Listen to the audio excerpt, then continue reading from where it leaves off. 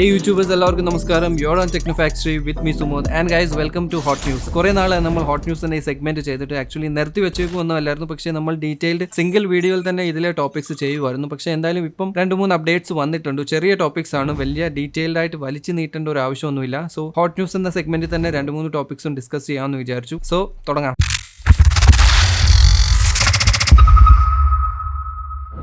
So first update വരുന്നത് Xbox series എസിനെ കുറിച്ചാണ്. സീരീസ് എക്സ് അല്ല, എക്സിന്റെ നമ്മൾ ഡീറ്റെയിൽഡ് വീഡിയോ വേറെ ചെയ്തിട്ടുണ്ട്, അത് ഇവിടെ എവിടെയെങ്കിലും ക്ലിക്ക് ചെയ്ത് കാണാവുന്നതാണ്. ഞാൻ ഇപ്പോൾ പറയുന്നത് എക്സ്ബോക്സ് സീരീസ് എസിനെ കുറിച്ചാണ്. എക്സിന്റെ ഒരു ചെറിയ അനിയനായിട്ട് വരും എസ് എന്ന് പറയുന്ന മോഡൽ. കാരണം സൈസ് വൈസും പ്രൈസ് വൈസും സ്പെസിഫിക്കേഷൻസ് വൈസും നോക്കുവാണെങ്കിൽ സീരീസ് എക്സിന്റെ ഒരു ഡൗൺഗ്രേഡഡ് വേർഷൻ ആണ് സീരീസ് എസ് എന്ന് പറയുന്നത്. സോ ആദ്യമേ തന്നെ പ്രൈസ് പറയാം, $299 ഇത് ഇറങ്ങാൻ പോകുന്നത്. ഇത് ഒഫീഷ്യലി മൈക്രോസോഫ്റ്റ് തന്നെ കൺഫേം ചെയ്ത് അനൗൺസ് ചെയ്തതാണ്. ഇറങ്ങാനിരിക്കുന്ന ഒറിജിനൽ എക്സ്ബോക്സ് സീരീസ് എക്സിന്റെ പ്രൈസ് നോക്കുവാണെങ്കിൽ $499 ആണ്. സോ ഇന്ത്യൻ പ്രൈസ് നമ്മൾ അപ്രോക്സിമേറ്റ്ലി നോക്കുവാണെങ്കിൽ 21,000 rupees ആണ്. ഫ്ലാറ്റ് ആയിട്ട് നമ്മൾ ഇതിനെ കൺവേർട്ട് ചെയ്ത് നോക്കുവാണെങ്കിൽ കിട്ടുന്ന വാല്യൂ. ടാക്സും കാര്യങ്ങളും എല്ലാം ആഡ് ആയി വരുമ്പോൾ മേ ബി ഒരു 23,000 ആ റേഞ്ച് വരുമായിരിക്കും. റഫ്ലി നമുക്ക് 23,000 to 24,000 ആ ഒരു റേഞ്ച് നമുക്ക് പ്രൈസ് എക്സ്പെക്ട് ചെയ്യാം. എന്നാൽ അങ്ങനെ ഒരിക്കലും എക്സ്പെക്ട് ചെയ്യേണ്ട, കാരണം ഇന്ത്യൻ പ്രൈസ് വരുന്നത് അപ്രോക്സിമേറ്റ്ലി 35,000 rupees ആണ് സീരീസ് എസിന്. സീരീസ് എക്സിന്റെ പ്രൈസ് 49,999 സംതിങ് ആണ്, അപ്രോക്സിമേറ്റ്ലി 50,000 ആണ്. അൺഫോർച്ചുനേറ്റ്ലി ഇത് മൈക്രോസോഫ്റ്റിന്റെ പ്രൈസിംഗ് ഒന്നുമല്ല. മൈക്രോസോഫ്റ്റ് തരുന്നത് $299 പക്ഷേ ഇന്ത്യയിലെ അല്ലെങ്കിൽ കൺട്രി വൈസ്ഡ് ടാക്സും മറ്റ് ലോക്കൽ ടാക്സസും ബാക്കിയുള്ള കസ്റ്റംസും കാര്യങ്ങളും എല്ലാം ആഡ് ആയി വരുമ്പോഴാണ് ഈ പ്രൈസ് വരുന്നത്. സോ അൺഫോർച്ചുനേറ്റ്ലി ഇന്ത്യയിലെ പ്രൈസ് 34,999 അല്ലെങ്കിൽ അപ്രോക്സിമേറ്റ്ലി 35,000 rupees ആണ്.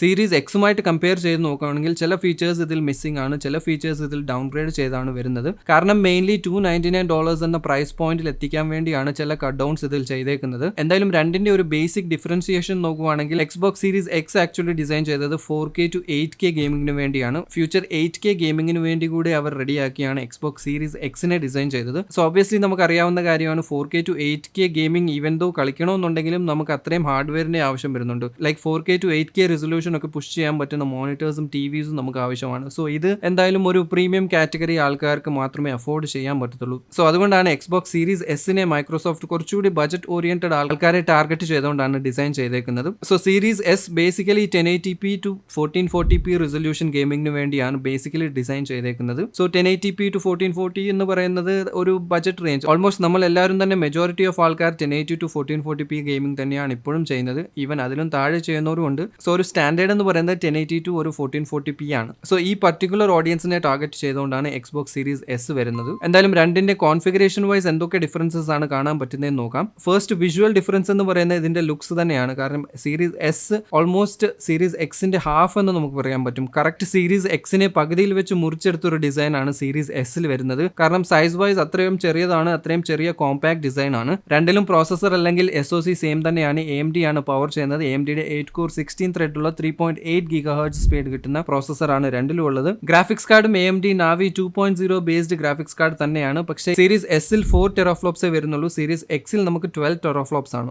ഈ ടെറാഫ്ലോപ്സ് എന്താണെന്ന കാര്യം നമ്മൾ PS5ന്റെയോ എക്സ്ബോക്സിന്റെ ഒരു വീഡിയോ ക്ലിയർ ആയിട്ട് ഡിസ്കസ് ചെയ്തിട്ടുണ്ട്. ഡീറ്റെയിൽ ആയിട്ട് അറിയണമെന്നുണ്ടെങ്കിൽ ആ വീഡിയോ ചെക്ക് ചെയ്താൽ മതി. സോ 4 teraflopsന്റെ ഗ്രാഫിക്സ് യൂണിറ്റ് ആണ് സീരീസ് എസിൽ വരുന്നത്. ഇത് പഴയ എക്സ്ബോക്സ് 1Xുമായിട്ട് കമ്പയർ ചെയ്ത് നോക്കുമ്പോൾ 1X നമുക്ക് കിട്ടിയത് 6 teraflops ആണ്. ഇതിൽ നമുക്ക് 4 teraflops ആണ് കിട്ടുന്നത്. സോ നിങ്ങൾ വിചാരിക്കും 2 teraflop കുറഞ്ഞു പോയി, സോ ഗ്രാഫിക്കൽ പവർ കുറഞ്ഞു എന്നൊക്കെ വിചാരിക്കുന്നുണ്ടാകും. പക്ഷേ പഴയതിൽ യൂസ് ചെയ്തത് പഴയ AMDയുടെ ടെക്നോളജിയാണ്. ഇത് പുതിയ Navi 2.0 ആണ്, GDDR6 മെമ്മറി ആണ്. സോ ഈവൻ ദോ 4 teraflops ആണെങ്കിലും നമുക്ക് പെർഫോമൻസ് ഓൾമോസ്റ്റ് 6 teraflopsന്റെ മേലെ തന്നെയാണ് കിട്ടുന്നത്. സോ പെർഫോമൻസ് വൈസ് പഴയത് നിങ്ങൾ കമ്പയർ ചെയ്ത് നോക്കുകയാണെങ്കിൽ പഴയതിനേക്കാളും നല്ല പെർഫോമൻസ് തന്നെയായിരിക്കും. ഈവൻ ദോ 4 teraflops ആണെങ്കിലും അത് കുറവൊന്നുമല്ല. പുതിയ ജനറേഷൻ അല്ലെങ്കിൽ പുതിയ ആർക്കിടെക്ചർ ആയതുകൊണ്ട് തന്നെ പവർഫുൾ തന്നെയാണ്. റാം അല്ലെങ്കിൽ മെമ്മറി നോക്കുവാണെങ്കിലും 6GB ഡിഫറൻസ് ഉണ്ട്. എക്സിൽ നമുക്ക് 16GB ആണ് കിട്ടുന്നത്, ഇതിൽ നമുക്ക് 10GB മാത്രമേ ഉള്ളൂ. സ്റ്റോറേജ് നോക്കുവാണെങ്കിലും പവർ വൈസ് സ്റ്റോറേജിന് വലിയ ഡിഫറൻസ് ഒന്നുമില്ല, പക്ഷേ കപ്പാസിറ്റി വൈസ് ചെറിയ ഡിഫറൻസ് ഉണ്ട്. ഒറിജിനൽ എക്സ്ബോക്സ് സീരീസ് എക്സിൽ നമുക്ക് 1TBയുടെ PCI 4.0 based M.2 NVMe SSD ആണുള്ളത്. സീരീസ് എസിൽ നമുക്ക് same PCI 4.0 based M.2 NVMe SSD തന്നെയാണ്, പക്ഷേ 512GB മാത്രമേ ഉള്ളൂ. ആൻഡ് സീരീസ് എക്സ് പോലെ തന്നെ നമുക്ക് എക്സ്പാൻഡ് ചെയ്യാവുന്ന ഓപ്ഷനും ഉണ്ട്. പെർഫോമൻസ് വൈസ് നോക്കുവാണെങ്കിൽ നേരത്തെ പറഞ്ഞ പോലെ സീരീസ് എസ് മെയിൻലി ടാർഗറ്റ് ചെയ്യുന്നത് 1080p to 1440p ഗെയിമിംഗ് ആണ്. കമ്പയർ ടു സീരീസ് എക്സിൽ നമുക്ക് 4K to 8K ഗെയിമിംഗ് വരെ ചെയ്യാവുന്നതാണ്. ബാക്ക്വേർഡ്സ് കമ്പാറ്റബിലിറ്റി നോക്കുവാണെങ്കിൽ രണ്ടും തന്നെ ബാക്ക്വേർഡ്സ് കമ്പാറ്റബിൾ ആണ്. എക്സ്ബോക്സ് 1Xന്റെയും 360യുടെയും ഒക്കെ പഴയ ഗെയിംസ് നമുക്ക് ഇതിൽ പ്ലേ ചെയ്യാൻ പറ്റുന്നതാണ്. സെയിം വേ ഹൈ എൻഡ് മോഡലായ എക്സ്ബോക്സ് സീരീസ് എക്സിലെ ഗെയിംസും നമുക്ക് വേണമെങ്കിൽ സീരീസ് എസിൽ കളിക്കാം. കളിക്കാവുന്നതാണ്. സോ ബാക്ക്വേർഡ് കമ്പാറ്റബിലിറ്റി രണ്ടിലും സെയിം ആണ്. നെക്സ്റ്റ് ഒരു മേജർ ഡിഫറൻസ് വരുന്നത് സീരീസ് എസ് നമുക്ക് ഡിസ്ക് ഡ്രൈവ് ഇല്ല എന്നുള്ളതാണ്. സോ ഇൻ കേസ് നിങ്ങൾ സി ഡി വാങ്ങി പർച്ചേസ് ചെയ്ത് സി ഡി ഒക്കെ സേവ് ചെയ്ത് കളിക്കുന്നവരാണെങ്കിൽ ചിലപ്പം സീരീസ് എസ് നിങ്ങൾക്ക് വേണ്ടി ഉള്ളതല്ല. സീരീസ് എസ് കംപ്ലീറ്റ്ലി ഒരു ഡിജിറ്റൽ വേർഷൻ ആണ്. സോ ഗെയിംസ് നിങ്ങൾ ഓൺലൈൻ പർച്ചേസ് ചെയ്ത് ഡൗൺലോഡ് ചെയ്ത് സേവ് ചെയ്ത് വേണം കളിക്കേണ്ടത്. വേറെസ് ഒറിജിനൽ സീരീസ് എക്സ് നോക്കുവാണെങ്കിൽ നമുക്കൊരു 4K ഡിസ്ക് ഡ്രൈവ് വരുന്നുണ്ട്. സോ ഗെയിംസ് നമുക്ക് ഫിസിക്കലി പർച്ചേസ് ചെയ്ത് കളക്ട് ചെയ്ത് കളിക്കാൻ പറ്റുന്നതാണ്. പ്രൈസിംഗ് നേരത്തെ പറഞ്ഞ പോലെ തന്നെ സീരീസ് എസിന്റെ $299 ആണ്. അതേപോലെ സീരീസ് എക്സിന്റെ പ്രൈസ് വരുന്നത് $499 ആയിരിക്കും. സോ ഓവറോൾ സ്പെക്സ് നോക്കുവാണെങ്കിൽ സീരീസ് എസ് കംപ്ലീറ്റ്ലി സീരീസ് എക്സിന്റെ ഒരു ഹാഫ് കട്ട് ഡൗൺ വേർഷൻ ആണ്. അതേപോലെ തന്നെ രണ്ടും ടാർഗറ്റ് ചെയ്യുന്ന രണ്ട് ഡിഫറെന്റ് ടൈപ്പ് ഓഫ് ഓഡിയൻസിനെയാണ്. എന്തായാലും സീരീസ് എസ് വാങ്ങണമെന്നുള്ളത് ഇറ്റ്സ് അപ് ടു യു, നിങ്ങളുടെ ചോയ്സും പ്രിഫറൻസും ആണ്. കാരണം പേഴ്സണലി 35,000 റുപ്പീസ് എന്ന് പറയുന്നത് കുറച്ച് കൂടുതലാണ്. സ്പെക്സ് വൈസും പുതിയ ടെക്നോളജിയും പുതിയ ഗ്രാഫിക്സ് കാർഡ്സും പുതിയ CPU ഒക്കെ ആയിരിക്കും. പക്ഷേ എന്താ പറയുക, ഇനീഷ്യൽ പ്രൈസിങ്, കമ്പനിയുടെ ഇനീഷ്യൽ പ്രൈസിങ്ങും നമ്മുടെ നാട്ടിലെ പ്രൈസിങ്ങും വെച്ച് നോക്കുമ്പോൾ കുറച്ച് കൂടുതൽ തന്നെയാണ്. ആൻഡ് പ്ലേ സ്റ്റേഷനുമായിട്ട് കമ്പയർ ചെയ്ത് നോക്കുവാണെങ്കിലും പ്ലേ സ്റ്റേഷനിലുള്ള അത്രയും എക്സ്ക്ലൂസീവ് ടൈറ്റിൽസോ ഗെയിംസോ എക്സ്ബോക്സിലൊന്നുമില്ല. സോ ഇതൊക്കെ ഡിപ്പെൻഡ് ചെയ്തിരിക്കും നിങ്ങളുടെ പ്രിഫറൻസും നിങ്ങളുടെ ചോയ്സും ആണ്. എന്തായാലും നവംബർ 10th ലോഞ്ച് ആകുന്നത് Xbox series S. 35,000 approximate rate ആണ്. ഇന്ത്യൻ പ്രൈസ് വരുന്നത് $299 ഉള്ളൂ ഗ്ലോബൽ പ്രൈസ് നോക്കുവാണെങ്കിൽ. നെക്സ്റ്റ് അപ്ഡേറ്റ് AMDയുടെ A520 ചിപ്സെറ്റ് മദർ ബോർഡ്സിനെ കുറിച്ചുള്ള ഒരു അപ്ഡേറ്റ് ആണ്. ഇത് കുറച്ച് പഴയ അപ്ഡേറ്റ് ആണ്. ഏതാണ്ട് അപ്രോക്സിമേറ്റ്ലി ഒരു മാസം ആകുന്നുണ്ട് AMD ഇത് അനൗൺസ് ചെയ്തിട്ട്. സോ A520 ചിപ്സെറ്റ് എന്ന് പറയുന്നത് AMDയുടെ ഒരു ബജറ്റ് റേഞ്ചിൽ വരുന്ന ഒരു ചിപ്സെറ്റ് ആണ്. A320യുടെ ഒരു റീപ്ലേസ്മെന്റ് ആയിരിക്കും A520. A320 ഇറങ്ങിയിട്ട് ഏതാണ്ട് 3 വർഷമാകുന്നു. സോ അതിന്റെ കംപ്ലീറ്റ് ഒരു റീപ്ലേസ്മെന്റ് ആണ് A520. So in future Ryzen 4000 series processors ഇറങ്ങി കഴിയുമ്പോൾ എന്തായാലും A320 ഇത് റീപ്ലേസ് ചെയ്യുന്നതായിരിക്കും. A320 എന്ന് പറയുന്നത് ഒരു ബേസിക് ബോർഡാണ്. നമുക്ക് എല്ലാവർക്കും അറിയാവുന്നതാണ്. ബേസിക് ആയിട്ട് ഒരു മദർ ബോർഡാണ്. ഇതിലെ VRMs ആകട്ടെ ബോർഡിന്റെ ക്വാളിറ്റി ആകട്ടെ എല്ലാം തന്നെ ബേസിക് ക്വാളിറ്റി ആണ്. സോ നോർമൽ ഒരു APU ബേസ്ഡ് PC അല്ലെങ്കിൽ Ryzen 3 അല്ലെങ്കിൽ Ryzen 5യുടെ സ്റ്റാർട്ടിംഗ് മോഡൽസിനൊക്കെ യൂസ് ചെയ്യാൻ പറ്റിയാണ് A320 പ്ലാറ്റ്ഫോം എന്ന് പറയുന്നത്. സോ സിമിലർലി A520 ചിപ്സെറ്റ് നോക്കുവാണെങ്കിൽ വലിയ രീതിയിൽ അങ്ങോട്ട് മാറ്റങ്ങളൊന്നുമില്ല. പക്ഷേ എന്നാലും ചെറിയ വ്യത്യാസങ്ങളൊക്കെ ഉണ്ട് compare to A320 mother boards. A520 നമ്മൾ നോക്കുവാണെങ്കിൽ ലുക്സ് വൈസ് ആയാലും ബിൽഡ് ക്വാളിറ്റി വൈസ് ആയാലും ചെറിയ ഇംപ്രൂവ്മെന്റ്സ് വന്നിട്ടുണ്ട്. പക്ഷേ ചില ലിമിറ്റേഷൻസ് A320 ഉള്ളതുപോലെ തന്നെ A520 കണ്ടിന്യൂ ആവുന്നുണ്ട്. ഫോർ എക്സാമ്പിൾ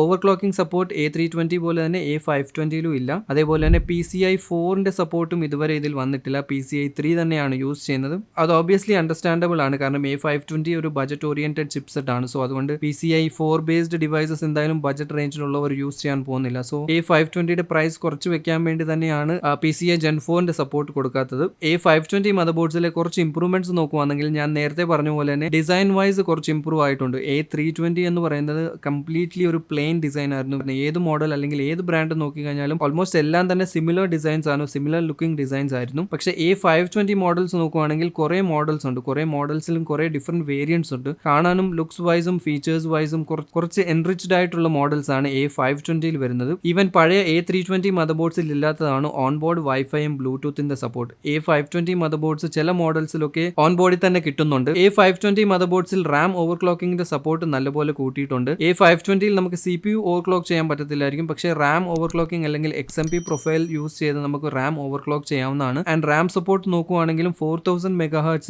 മേലെ വരെ നമുക്ക് ഓവർക്ലോക്ക് ചെയ്യാൻ പറ്റുന്നതായിരിക്കും A520 മദർ ബോർഡ്സിൽ. ഇനി CPU സപ്പോർട്ട് നോക്കുവാണെങ്കിൽ A520 മദർ ബോർഡ്സിൽ ചില ലിമിറ്റേഷൻസ് ഉണ്ട്. ഇത് AMD Ryzenന്റെ പഴയ ജനറേഷൻ പ്രോസസ്സേഴ്സ് സപ്പോർട്ട് ചെയ്യുന്നതല്ല. അതായത് പഴയ ഫസ്റ്റ് ജനറേഷൻ അല്ലെങ്കിൽ സെക്കൻഡ് ജനറേഷൻ Ryzen പ്രോസസ്സേഴ്സിൽ സപ്പോർട്ട് ചെയ്യുന്നതല്ല. A520 chipset only third generation പ്രോസസ്സേഴ്സും ഇറങ്ങാനിരിക്കുന്ന ഫോർത്ത് ജനറേഷൻ പ്രോസസ്സേഴ്സും അങ്ങോട്ട് മേലോട്ടായിരിക്കും സപ്പോർട്ട് ചെയ്യുന്നത്. സോ Ryzen 3rd ജനറേഷന്റെ മേലോട്ടേ സപ്പോർട്ട് ഉള്ളൂ എന്ന് പറയുമ്പോൾ Ryzenന്റെ 3200Gയും 3400G APUം ഇത് സപ്പോർട്ട് ചെയ്യുന്നതല്ല. കാരണം ആക്ച്വലി 3000 സീരീസ് ആണ് ഇതിന്റെ നെയിമിംഗ് വരുന്നതെങ്കിലും പക്ഷേ ഇത് സെക്കൻഡ് ജനറേഷൻ APUs ആണ്. 3200Gയും 3400Gയും. സോ 3000 സീരീസിൽ വരുന്ന ഈ രണ്ട് APUs ഒഴിച്ച് ബാക്കി എല്ലാ പ്രോസസ്സേഴ്സും തേർഡ് ജനറേഷന്റെ സപ്പോർട്ട് ചെയ്യുന്നതായിരിക്കും. സോ ലോ ബജറ്റ് ബിൽഡ്സിന് വേണ്ടി പെർഫെക്റ്റ് ആണ് A520 motherboards. So even though Ryzen 3rd ജനറേഷനും വരാനിരിക്കുന്ന ഫോർത്ത് ജനറേഷൻ സപ്പോർട്ട് ചെയ്യുമെങ്കിലും പോലും നമ്മൾ എന്തായാലും റിക്കമെൻഡ് ചെയ്യുന്നത് Ryzen 3, Ryzen 5 വരെ യൂസ് ചെയ്യാനാണ്. Ryzenന്റെ 3100 or 3300X അല്ലെങ്കിൽ 3500 ഈ പ്രോസസ്സേഴ്സ് ഒക്കെ ആയിരിക്കും ബേസിക്കലി ഏറ്റവും ആപ്റ്റ് ആയിട്ടുള്ളത് A520 മദർ ബോർഡ്സിന്. കാരണം A520യുടെ VRM ആയാലും ഇതിന്റെ ക്വാളിറ്റി ആയാലും ചെറിയ ഇംപ്രൂവ്മെന്റ് മാത്രമേ ഉള്ളൂ A320 ആയിട്ട് കമ്പയർ ചെയ്ത് നോക്കുമ്പോൾ. സോ എന്തായാലും സ്റ്റാൻഡേർഡ് ആയിട്ടുള്ള ഒരു B450യുടെ ക്വാളിറ്റി A520 ഒന്നും ഇല്ല. Ryzen 1st, 2nd പഴയ ജനറേഷൻ ഒക്കെ ഉണ്ടെങ്കിൽ നിങ്ങൾക്ക് ഇപ്പോഴും B450 തന്നെയാണ് ഏറ്റവും ആപ്റ്റ് ആയിട്ടുള്ളതും. Even though A520 520 price vice കുറച്ച് കുറവാണെങ്കിലും ഫീച്ചേഴ്സ് വൈസ് നോക്കുവാണെങ്കിലും ഓൾമോസ്റ്റ് ഫ്യൂച്ചർ അപ്ഗ്രേഡബിലിറ്റിയും ബാക്കി കാര്യങ്ങളും പഴയ പ്രോസസേഴ്സിന്റെ ബാക്ക്വേർഡ് കമ്പാറ്റബിലിറ്റിയും കാര്യങ്ങളും എല്ലാം നോക്കുമ്പോൾ ഇപ്പോഴും B450 തന്നെ ഒരു നല്ല ചോയ്സ് ആയിരിക്കും. ബട്ട് സ്റ്റിൽ നമുക്ക് എല്ലാവർക്കും അറിയാവുന്നതാണ് B450യുടെ മദർ ബോർഡ്സിന്റെ പ്രൈസ് എല്ലാം ഇപ്പോൾ കൂടിയിട്ടുണ്ട്. സോ ആ ഒരു റേഞ്ചിൽ എന്താണ് B450 അഫോർഡ് ചെയ്യാൻ പറ്റില്ല എന്നുണ്ടെങ്കിൽ A520 ഒരു നല്ല ഓപ്ഷൻ ആയിരിക്കും. 320 എടുക്കുന്നതിലും A520 എടുക്കുന്നത് എത്രയും ബെസ്റ്റ് ആണ്. അതേപോലെ ജനറൽ പർപ്പസ് PCI ലൈൻസിന്റെ സപ്പോർട്ടും ഇതിൽ ബെറ്റർ ആയിട്ടുണ്ട്. PCI 3 ആണ് ഇതിൽ യൂസ് ചെയ്യുന്നത്. സോ A520 മദർ ബോർഡ്സിൽ M.2 NVMe PCI based SSDs ഒക്കെ യൂസ് ചെയ്യാൻ പറ്റുന്നതായിരിക്കും. അതേപോലെ തന്നെ USB പോർട്സിന്റെ സപ്പോർട്ടും കൂടിയിട്ടുണ്ട്. സോ എക്സ്ട്രാ USB പോർട്സിന്റെ ഓപ്ഷൻസും ഇതിന്റെ ബാക്ക് പാനൽ IO പാനൽ നോക്കി കഴിഞ്ഞാൽ എക്സ്ട്രാ USB പോർട്സും ഇതിൽ അവൈലബിൾ ആണ്. സോ പ്രൈസിംഗ് നോക്കുവാണെങ്കിൽ A520 മദർ ബോർഡ്സിന്റെ 5500 to 5800 ആണ് സ്റ്റാർട്ടിംഗ് വരുന്നത്. സോ സ്റ്റാർട്ടിംഗ് മോഡൽസ് ബേസിക് മോഡൽസിന്റെ എല്ലാം 5500 അല്ലെങ്കിൽ 6000 ആ റേഞ്ച് ആണ് സ്റ്റാർട്ടിംഗ് മോഡൽസ് വരുന്നത്. കുറച്ച് ഹയർ മോഡൽസ്, അതായത് കുറച്ച് ഫീച്ചേഴ്സ് ഒക്കെ കൂടുതലുള്ളത്, വൈഫൈ ഓപ്ഷൻ ഉള്ളത്, അല്ലെങ്കിൽ USB പോർട്സ് കൂടുതലുള്ളത് ആൻഡ് ഡിസൈൻ വൈസ് കുറച്ച് പ്രീമിയം ലുക്കിംഗ് ആയിട്ടുള്ള മദർ ബോർഡ്സിനൊക്കെ കുറച്ച് പ്രൈസ് കൂടുതലായിരിക്കും. ഒരു 7000 8000 ആ ഒരു റേഞ്ച് ആയിരിക്കും വരുന്നത്. സോ 5500 തൊട്ട് 8000 റേഞ്ച് ആയിരിക്കും A520 മദർ ബോർഡ്സിന്റെ വരുന്നത്. സോ ഇത് ആർക്ക് വേണ്ടി ഞാൻ റെക്കമെൻഡ് ചെയ്യുന്നു എന്ന് ചോദിച്ചു കഴിഞ്ഞാൽ Ryzen 3rd ജനറേഷന്റെ ബേസിക് ആയിട്ടുള്ള processors, entry level processors Ryzen 3 അല്ലെങ്കിൽ Ryzen 5 3500 വരെയൊക്കെ ഓക്കെയാണ്. പക്ഷെ എന്നാലും ഹെവി ആയിട്ടുള്ള ഒരു ഗെയിമിംഗ് സെറ്റപ്പ് ആണ് നിങ്ങൾ ഉദ്ദേശിക്കുന്നത്, നല്ലൊരു ഗ്രാഫിക്സ് കാർഡ് നിങ്ങൾ ആഡ് ചെയ്യാൻ പ്ലാൻ ചെയ്യുന്നുണ്ട്, അല്ലെങ്കിൽ Ryzen 3600 or 3600X 3700 ഇതുപോലത്തെ ഹയർ എൻഡ് പ്രോസസേഴ്സും കുറച്ച് എക്സ്ക്വിസിറ്റ്ലി കുറച്ച് വലിയ ഗെയിമിംഗ് ഒക്കെയാണ് നിങ്ങൾ ഉദ്ദേശിക്കുന്നതെങ്കിൽ B450 അല്ലെങ്കിൽ B550 എടുക്കുന്നതാണ് നല്ലത്. Ryzen 3 അല്ലെങ്കിൽ ഫ്യൂച്ചർ വരാനിരിക്കുന്ന 4000 സീരീസിലെ APUs ഒക്കെയാണ് നിങ്ങൾ ടാർഗറ്റ് ചെയ്യുന്നതെങ്കിൽ A520 മദർ ബോർഡ്സ് നിങ്ങൾക്ക് പെർഫെക്റ്റ് ആയിരിക്കും. എന്തായാലും A320 എടുക്കാൻ ഉദ്ദേശിക്കുന്നവരുണ്ടെങ്കിൽ A320 എടുക്കാതെ A520 എടുക്കുന്നത് എത്രയോ ബെറ്റർ ആണെന്നാണ് ഞാൻ പറയുന്നത്. 5000 rupees to 6000 rupees ആ ഒരു റേഞ്ചിലാണ് നിങ്ങളുടെ മദർ ബോർഡിന്റെ ഒരു ബഡ്ജറ്റ് എങ്കിൽ ഒബ്വിയസ്ലി A520 ഒരു നല്ല ഓപ്ഷൻ ആണ്. ആൻഡ് ഫൈനലി A520 മദർ ബോർഡ്സിന്റെ അവൈലബിലിറ്റി നോക്കി കഴിഞ്ഞാൽ പല വെബ്സൈറ്റ്സിലും ഇത് അവൈലബിൾ ആണ്, പക്ഷേ ഔട്ട് ഓഫ് സ്റ്റോക്ക് ആണ് കാണിക്കുന്നത്. ഓൺലൈൻ ലിസ്റ്റിംഗ്സിലൊക്കെ വന്നിട്ടുണ്ട്, പക്ഷേ ഔട്ട് ഓഫ് സ്റ്റോക്ക് എന്നാണ് കാണിക്കുന്നത്. So I think maybe next month ഇറങ്ങാനിരിക്കുന്ന 4000 സീരീസ് Ryzen പ്രോസസേഴ്സിന്റെ കൂടെ ഇത് അവൈലബിലിറ്റി ആക്കാനായിരിക്കും. സോ അത് പറഞ്ഞപ്പോഴാണ് നെക്സ്റ്റ് അപ്ഡേറ്റ് നമ്മുടെ AMD Ryzen 4000 സീരീസിന്റെ അപ്ഡേറ്റ് ആണ്. റീസെന്റ് ഒരു പോസ്റ്റർ ടീസ് ചെയ്തിട്ടുണ്ടായിരുന്നു Ryzen 3000 സീരീസിന്റെയും പുതിയ 6000 സീരീസ് റേഡിയോൺ ഗ്രാഫിക്സ് കാർഡ്സിന്റെയും അനൗൺസ്മെന്റ് ഡേറ്റ് റിവീൽ ചെയ്തുകൊണ്ട്. സോ ഇതിൽ പറയുന്നത് വെച്ച് നോക്കി കഴിഞ്ഞാൽ AMDയുടെ Zen 3 ബേസ്ഡ് പുതിയ Ryzen 4000 series processors October 8 announce ചെയ്യുന്നത്. അതേപോലെ തന്നെ പുതിയ RDNA 2 ബേസ്ഡ് ആർക്കിടെക്ചറിൽ വരുന്ന റേഡിയോൺ RX 6000 സീരീസ് ഗ്രാഫിക്സ് കാർഡ്സും 28 ഒക്ടോബറിന് അനൗൺസ് ചെയ്യുന്നതായിരിക്കും. ആൻഡ് ഇതിനെക്കുറിച്ച് വേറെ ഡീറ്റെയിൽഡ് ആയിട്ടുള്ള ഇൻഫർമേഷൻ ഒന്നും തന്നെ ലീക്ക് ആയിട്ടില്ല. ഗ്രാഫിക്സ് കാർഡിന്റെ പ്രൈസിംഗിന്റെ അവിടെ ഇവിടെയും കുറച്ച് ലീക്ക് ആയിട്ടുണ്ട്. $499 to $599 ആ ഒരു പ്രൈസ് റേഞ്ചിലായിരിക്കും എന്നാണ് എക്സ്പെക്ട് ചെയ്യുന്നത്. സോ $499 to $599 പ്രൈസ് റേഞ്ച് നോക്കുമ്പോൾ NVIDIAയുടെ ഇറങ്ങാനിരിക്കുന്ന RTX 3070 and 3080യുടെ ഇടയ്ക്കായിരിക്കും ഇത് വരുന്നത്. ആൻഡ് ഇതുമായിട്ടാണ് കമ്പീറ്റ് ചെയ്യാൻ പോകുന്നതെന്നാണ് നമ്മൾ എക്സ്പെക്ട് ചെയ്യുന്നത്. എന്തായാലും ഓൺലൈൻ ആർട്ടിക്കിൾസും പല റൂമേഴ്സും പറയുന്നത് 3090യുടെ അത്രയും പെർഫോമൻസ് ഒന്നും 6000 സീരീസ് റേഡിയോണിൽ വരത്തില്ല എന്നാണ്. കാരണം പ്രൈസിംഗും കാര്യങ്ങളൊക്കെ നോക്കിക്കഴിഞ്ഞാലും 3070 and 3080യുടെ ആ ഒരു റേഞ്ചിൽ തന്നെയായിരിക്കും 6000 സീരീസ് വരാൻ പോകുന്നത്. ആൻഡ് ഇൻട്രസ്റ്റിംഗ്ലി AMDയുടെ ഈ ഒരു അനൗൺസ്മെന്റ് കഴിഞ്ഞപ്പോഴാണ് കുറേ ലീക്സ് വേറെ വന്നു തുടങ്ങിയിട്ടുണ്ട് NVIDIA ഗ്രാഫിക്സ് കാർഡ്സിന്റെ. ഇതും നമുക്ക് ഒബ്വിയസ്ലി ഗസ്റ്റ് ചെയ്യാവുന്നത് തന്നെയാണ്. കാരണം ഇതുവരെയുള്ള AMDയുടെയും NVIDIAയുടെയും കോമ്പറ്റീഷൻ അല്ലെങ്കിൽ